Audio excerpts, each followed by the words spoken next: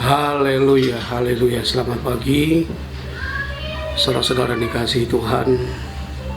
Selasa 9 Juni 2020, Yakobus 5 ayat 17 sampai 18. Elia adalah manusia biasa sama seperti kita, dan ia telah bersungguh-sungguh berdoa supaya hujan jangan turun, dan hujan pun tidak turun di bumi selama 3 tahun dan 6 bulan.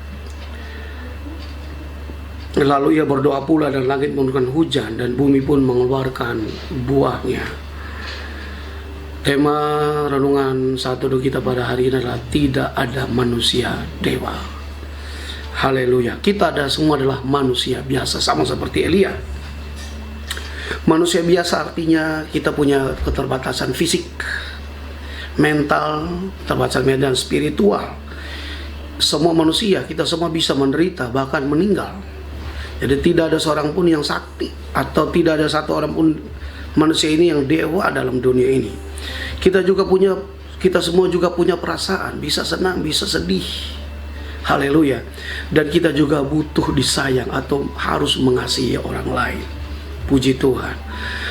Contoh Barnabas dan Paulus di Listra disangka dewa-dewa oleh orang-orang masyarakat di sana karena mereka berdoa buat orang yang sakit lumpuh sejak lahir dan disembuhkan Tuhan. Barnabas dipanggil Zeus atau Jupiter, yaitu dewa orang Yunani yang berarti Bapa Penolong. Dan Paulus mereka panggil Hermes atau Merkurius atau dewa pembawa berita. Tapi Paulus dan Barnabas mengoyakkan pakaiannya, tanda tidak terima, dan mereka bilang kami manusia biasa. Jadi tidak ada satu orang pun tokoh agama manapun dalam dunia ini yang adalah manusia dewa. Semua sama. Haleluya. Puji Tuhan. Tidak ada pendeta atau siapapun yang adalah dewa dalam dunia ini. Kita adalah manusia biasa yang sungguh-sungguh berdoa. Sungguh-sungguh artinya kita berdoa pada waktu dan tempat yang kita sudah sepakat, itu kita mau berdoa. Haleluya. Contohnya, Yesus berdoa di Taman Getsemani sebelum menghadapi salib tentunya. Petrus dan Yohanes berdoa pada waktu jam sembahyang pukul 3 petang. Kisah Rasul pasal 3 ayat 1. Ada sebuah contoh yang baik yang kita belajar dalam Kisah Rasul 10. Cornelius, seorang perwira pasukan Italia, dia bukan hanya berdoa, tapi dia juga memberi sedekah atau beramal atau memberi donasi. Jadi doa yang sungguh-sungguh artinya bukan hanya berdoa, tapi doa yang disertai dengan perbuatan, iman dan perbuatan. Apa yang dilakukan? Dia memberi. Haleluya.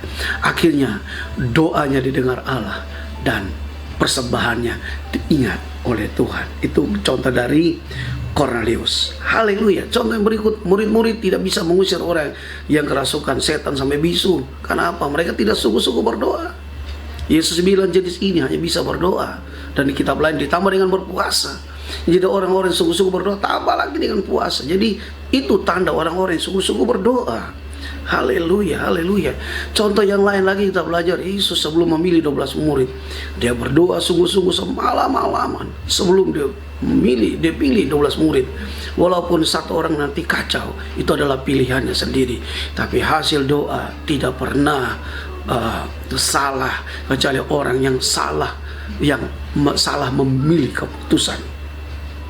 Haleluya, haleluya. Nasihat apa buat kita? 1 Petrus 4 ayat 7, berdoalah dengan sungguh-sungguh, karena kesudahan segala sesuatu sudah dekat. Haleluya, puji Tuhan.